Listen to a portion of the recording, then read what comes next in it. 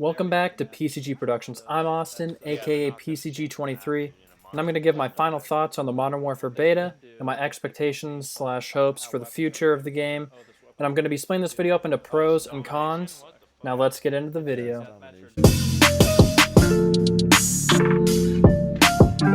So let's start off with the first pro. The game looks great and the new sound engine they implemented is fantastic. The sound of Modern Warfare is way better than Fortnite, so that's a huge plus in my book. Now to the second positive thing, the gunsmith was a pleasant surprise. The gunsmith, I mean, I'm sure you guys have played the past handful of CODs, it's been in all of them, but it hasn't really been implemented well. So in this game, they made it quick and simple to use, and I love how you can put 5 attachments or a perk on a weapon. It's really nice. It makes each class feel a little bit more unique, and it's really easy to switch your classes up in between games. Whereas if any of you guys played Black Ops 4, it was literally impossible to switch your class in between the game lobbies with the super long loading screens, and then how clunky the system was to create a class. Then crossplay is just a great feature, so you can play with all your friends even if they're on different platforms. Not much to say about that, just a good feature to have in the game. Then the 2v2 gunfight mode is great. Me and Alec back in the day used to make random classes in Search and Destroy that were really bad classes, but we just want to see if we could still annihilate the other team while doing it.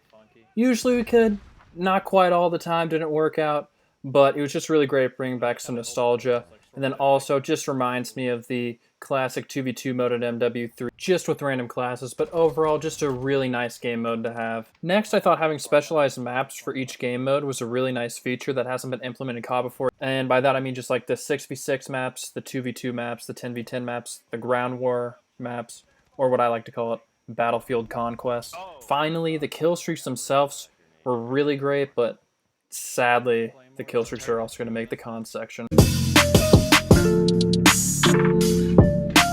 Now for the con list, which is unfortunately going to be a little bit longer. First, let's start off with the most obvious thing in this game that's not good. The camping is out of control. Here's a message to all you people out there. If you want to camp, go to the great outdoors. Don't play this game, please. It's a little bit reminiscent of COD Ghost, another Infinity Ward game, of course, where the camping is insane. You can be running all over the map, slaying. Then all of a sudden you run through a building, and there's just a dude laying on the ground in the corner. Bam, kill streak over. It's really, really frustrating, but let's get into the reason why everyone's camping.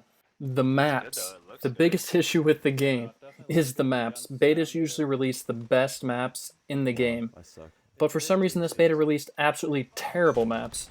I hated about every single map in the game.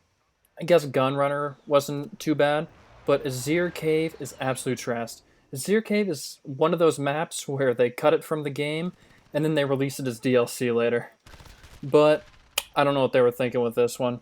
The maps have no flow to them, and they're very confusing and multi-leveled, with like a bunch of nooks and crannies for people to hide in.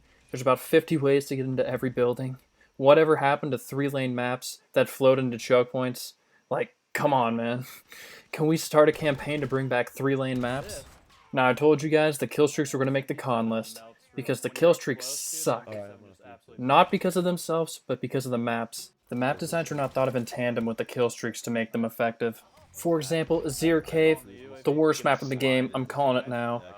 Half the map is a cave where your chopper gunner and AC-130 won't be able to do anything. Then on the other half of the map, there's like 20 buildings that you can hide in, so you can't do anything with them either. Then they got rid of the score streak system for no apparent reason, making playing the objective completely useless. Now if you capture flag and domination, it doesn't contribute to your kill streak like it did in Modern Warfare 3, where if you capped a flag, you got credit for 1 kill towards your kill streak. Or in every COD since MW3, the score streak system, where if you captured a flag, you got like 150 points, 200 points, something like that to go towards your streak. But now there's no point to put yourself in a risky situation and ruin your kill streak. And it encourages camping, which just fuels the issue of the game. Camping. Maps and streaks now both contribute to camping. Then on top of that, the ghost perk works even if you're not moving, encouraging camping again. Why don't they make it like every COD since, I don't know, was it Black Ops 2 when they made it where you had to move for the ghost perk to work? This whole game just punishes rushers and objective players. This is why camping is such a problem in the game. Then the final con for the video today is the spawn system.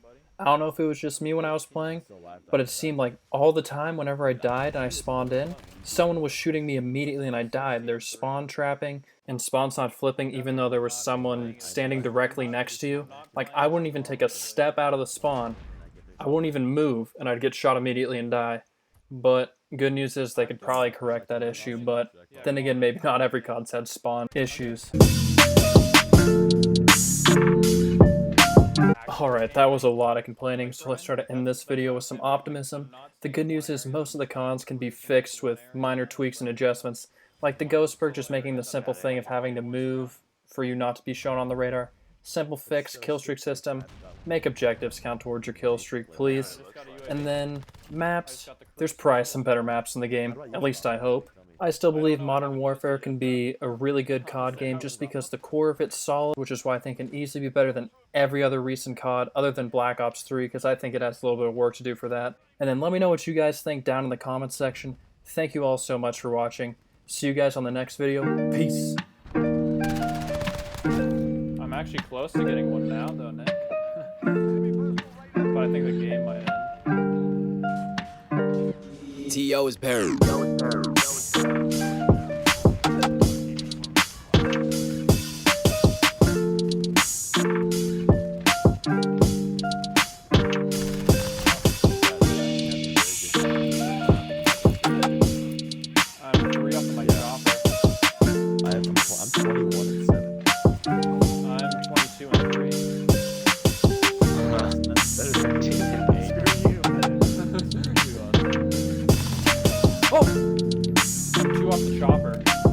Pause the music.